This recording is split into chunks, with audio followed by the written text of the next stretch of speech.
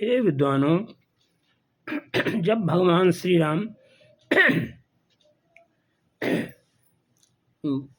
सुतीश आश्रम सारंगधर पर्वत पन्ना पहुँचते हैं तो वहाँ से जब सुबह एक रात विश्राम करके चलते हैं तो सुतीश जी ने कहा कि आप 10 वर्ष दंडकारण्य में घूमकर इसी आश्रम पर चले आइएगा। तो भगवान के साथ बहुत से ऋषि मुनि साथ में चल रहे थे। तो लिखा है हमको चित्रकूट मंदाकिनी का क्षेत्र तो भगवान ने विराध का वध करके शांत कर दिया। इसके बाद पंपा सरोवर और तुंगभद्रा नदी वाला सीताहरण के बाद आता है किष्किंधा, और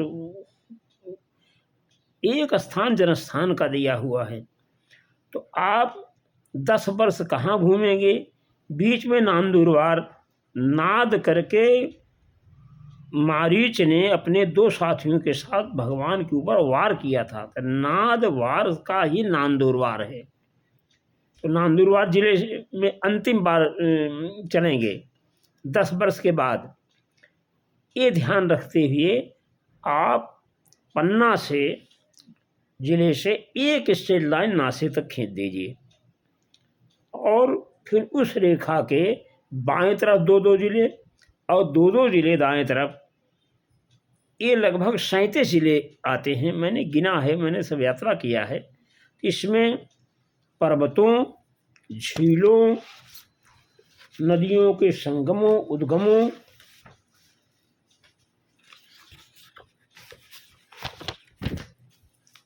इसमें स्थान है ना शोध करना है।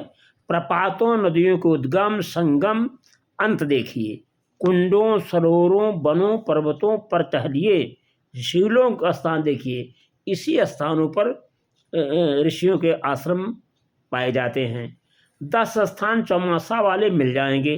केवल 10 वर्ष में 10 चौमासा बिताए। चौमासा कहते हैं चतुर्मास, जो सन्यासी लोग बिताते हैं।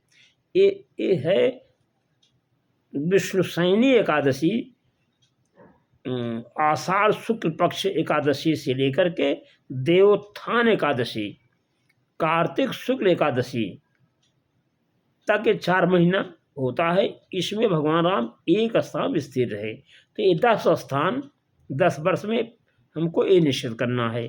जब ये 10 स्थान मिल जाएंगे तो सकल मुनि के आश्रम एक एक स्थान के चारों तरफ टहल करके हर प्रपात देखिए, हर संगम देखिए, नदी उद्गम देखिए, जंगल घोर देखिए, पहाड़ी पर कुंड देखिए।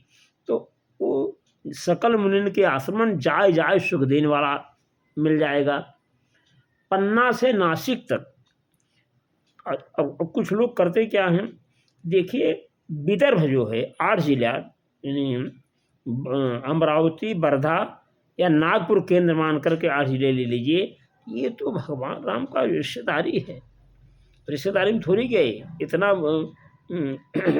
सुदृढ़ जी ने कहा हमारे आश्रम पर रहिए, लेकिन नज़दीक के नाते या आना जाना के नाते नहीं रहे। और फिर उनको तो दंडकारण्य जो संकेत ऋषियों ने किया है, राक्षसों का वध करना है, दंडकारण्य को उद्धार करना है, तो नासिक को उनको बढ़ना है, इसलिए कहीं रुक नहीं रहे हैं। और ऋषि मुनि फिर लिखा है 10। इसके बाद और क्या संकेत है कि जब नासिक पहुँचते हैं भगवान राम तो पहले 14 वीर खर ने जब शूर्पणखा का नाक काटा जाता है, लक्ष्मण ने काट लिया तो उसके दुर्व्यवहार से, तो खर ने 14 वीर राक्षसों को भेजा। तो भगवान ने उसने एक ही वार में 14 बाण चढ़ा कर उन सभी को मार डाला। तब खर दूसर 14,000 सेना के साथ आते हैं और उनको 1.5 मुहूर्त में, यानी 1 ही घंटा के अंदर वध कर दिया। तो पहले देवता आते हैं।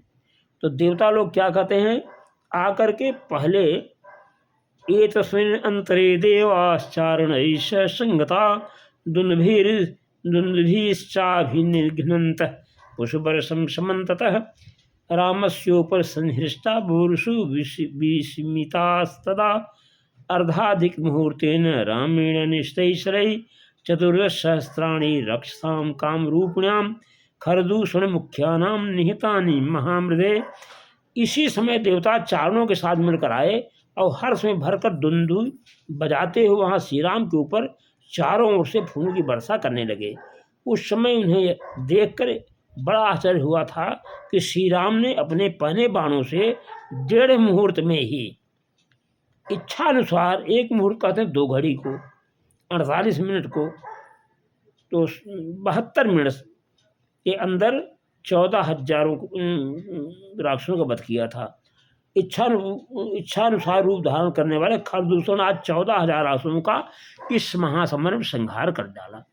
अहोवत महत कर्म रामस्य विदितात्मनः अहो वीर्यम अहो दार्ढ्यम विष्णुरि दृश्यते।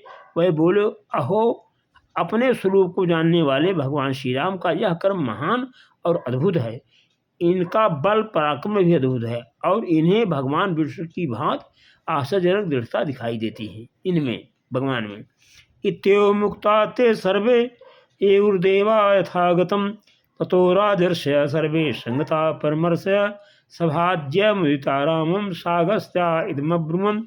ऐसा कहकर वे सब देवता जैसे आए थे वैसे चले गए। तदंतर बहुत से राजर्षि और अगस्त्य आदि महर्षि मिलकर वहाँ आए तथा प्रसन्नता पूर्वक श्री राम का सत्कार करके उनसे इस प्रकार बोले। क्या बोल रहे हैं? एतदर्थम महातेजा महेंद्र पाक शासन सरभंगाश्रमं पुण्यम आजगाम पुरंदर आनीत तम इमं देशम उपायन महर्षि रघुनंदन। इसीलिए महातेजस्वी पाक शासन पुरंदर इंद्र सरभंग मुनि के पवित्र आश्रम पर आए थे। इसको भगवान ने देखा था, आए थे। इसके बाद सुतीक्ष आश्रम में गए थे इंद्र जी, लेकिन सुतीक्ष आश्रम वाला भगवान देखे नहीं थे, इसलिए केवल सरभंग वाला का प्रसंग अगस्त जी बता रहे हैं। इसी कार्य की सिद्ध के लिए महर्षियों ने विशेष उपाय करके आपको पंचवटी के इस प्रदेश में पहुंचा दिया, यानी आपको पकड़ने नहीं दिया। 10 वर्ष घुमाया लेकिन पंचवटी को की ओर ही लाए। येषां वधार्थं शत्रूणां रक्षसां पापकर्मणां तदिदं न कृतं कार्यं त्वया दशरथात्मज स्वधर्मं प्रचरिष्यन्ति। दंडकेषु महर्षय मुनियों के शत्रुप इन पापाचारी राक्षसों के वध के लिए ही आपका यहाँ शुभागमन आवश्यक समझा गया था। दशरथन, आपने हम लोगों का यह बहुत बड़ा कार्य सिद्ध कर दिया। अब बड़े बड़े ऋषिमुनि दंडकारण्य के विभिन्न प्रदेश में निर्भय होकर अपने धर्म का अनुष्ठान करेंगे। ये तस्मिन्नंतरे वीरो लक्ष्मण सह सीतया गिरिदुर्गाद बृष्क्रम्य संविजीसाश्रमे सुखी। इसी बीच में वीर लक्ष्मण भी सीता के साथ पर्वत की कंदरा से निकलकर प्रसन्नतापूर्वक आश्रम में आ गए। ततो रामस्तु विजयी पूज्यमानो महर्षि प्रविदेशाश्रमं वीरो लक्ष्मणेनाभिपूजित। तत्पश्चात महर्षियों से प्रसन्नित और लक्ष्मण से पूजित विजयी भी श्री राम ने आश्रम में प्रवेश किया। ये देखिए लिखा है, इसीलिए इंद्र आए थे, सरभंग से कहा कि आप इन्हें किसी ढंग से पंचवटी भेजिए।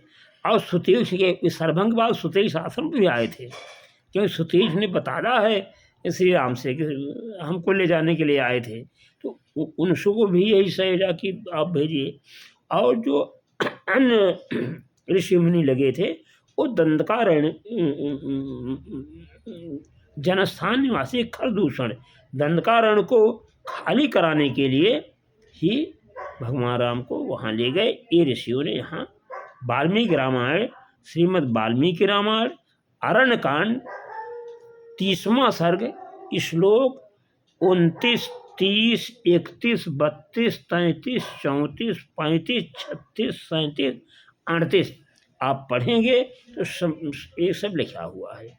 इसीलिए मैंने जो शोध किया वो एक स्ट्रेट लाइन पन्ना से नासिक तक खींच दिया और इसके दोनों तरफ, बाएं तरफ दो दो जिला और दाएं तरफ दो दो जिला, कि सभी प्रपातों, जलों, उद्गमों, नदियों के उद्गमों, संगमों, वनों, झीलों को मैंने देखा, तालाबों को देखा, कुंडों को देखा और बहुत से ऋषियों का स्थान मिले।